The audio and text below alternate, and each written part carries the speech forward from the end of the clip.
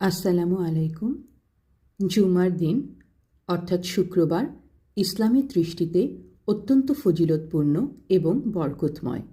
এই দিনে কিছু বিশেষ আমল করলে অন্যান্য দিনের তুলনায় বেশি সওয়াব পাওয়া যায়।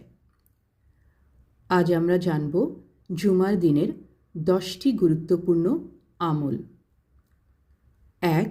গোসল করা এবং পরিষ্কার পরিচ্ছন্ন থাকা।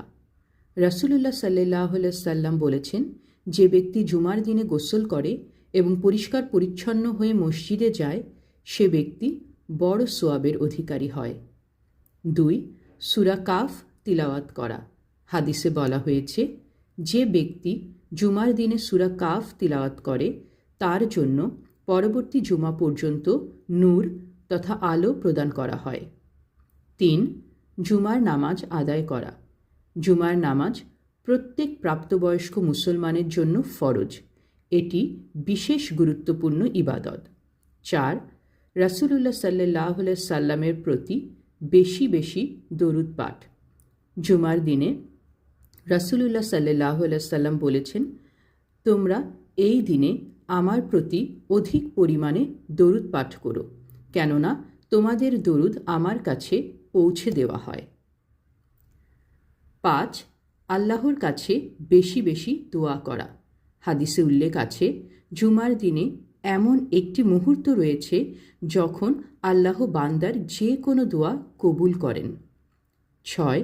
তাহিয়াতুল মসজিদ নামাজ আদায় করা। মসজিদে প্রবেশ করার পর জুমার খুতবা শুরু হওয়ার আগে 2 রাকাত তাহিয়াতুল মসজিদ নামাজ পড়া সুন্নত। 7. জিকির ও ইস্তেগফার করা। জুমার দিনে বেশি বেশি আল্লাহর জিকির করা এবং ইস্তেগফার অর্থাৎ ক্ষমা প্রার্থনা করা উচিত। 8.